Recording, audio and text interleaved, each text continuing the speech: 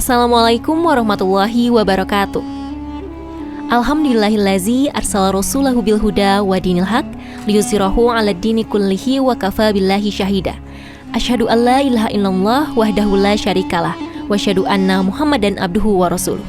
Allahumma shalli 'ala Muhammad wa 'ala ali Muhammad, amma ba'du. Hai Besti, bersama saya Fathia Syafna dalam kajian Besti Berkah Islam Damaikan Hati. Pada kesempatan kali ini, saya akan sharing hikmah dengan tema meraih keberkahan di bulan suci Ramadan. Pada suatu zaman, dikisahkan seorang panglima perang yang terkenal hebatnya, yakni Raja Iskandar Zulkarnain. Suatu ketika, sang raja memerintahkan kepada para prajuritnya yang akan pergi menaklukkan suatu wilayah. Saat perjalanan malam nanti, ketika melewati sungai, ambillah apapun yang diinjak di dalam sungai tersebut. Kemudian saat perjalanan malam hari tiba dan melewati sungai, di dalamnya terdapat 3 kelompok para prajurit. Kelompok pertama adalah para prajurit yang tidak mengambil apapun di dalam sungai, karena mereka kira itu hanyalah batu. Kemudian kelompok yang kedua adalah para prajurit yang mengambil sekedarnya saja apapun yang diinjak di sungai, karena mereka hanya sekedar mengikuti perintah sang raja. Kemudian kelompok yang ketiga adalah para prajurit yang mengambil apapun sebanyak-banyaknya dengan bersungguh-sungguh dan rela bersusah payah memenuhi isi tasnya. Kemudian esok harinya tiba. Sang raja menanyai para prajurit apa yang mereka dapat ketika dalam sungai tersebut. Lalu para prajurit membuka isi tasnya. Alangkah terkejutnya bahwa isi dalam tasnya adalah intan berlian. Maka prajurit kelompok pertama sangat menyesal. Mereka tidak mengambil apapun yang ada di dalam sungai. Kemudian kelompok prajurit yang kedua, mereka senang, tapi tetap saja ada rasa penyesalan karena mereka tidak mengambil sebanyak-banyaknya.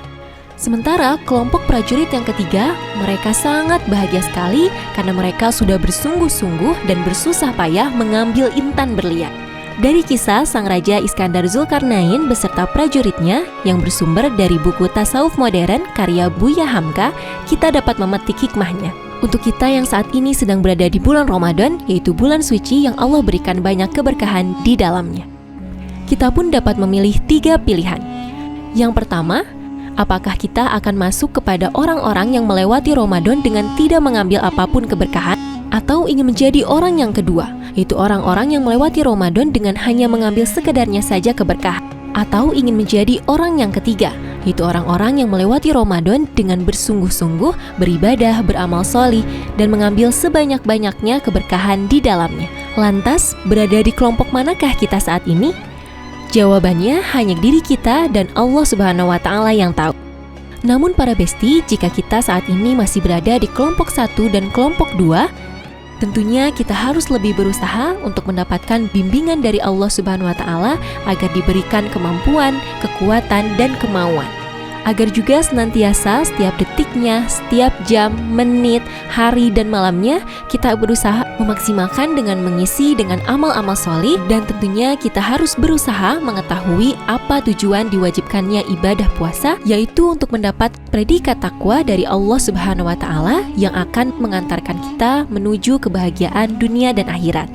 Sebagaimana Allah Subhanahu wa Ta'ala berfirman dalam Al-Quran surah Al-Baqarah ayat 183. A'udzubillahi minasyaitonirrajim. Bismillahirrahmanirrahim.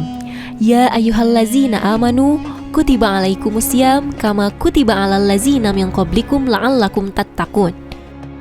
Hai orang-orang yang beriman, diwajibkan atas kamu berpuasa sebagaimana diwajibkan atas orang-orang sebelum kamu agar kamu bertakwa. Oleh karena itu para besti, jangan pernah sia-siakan kesempatan berharga ini. Jangan pernah biarkan Ramadan berlalu begitu saja, karena belum tentu kita dapat bertemu dengan Ramadan selanjutnya.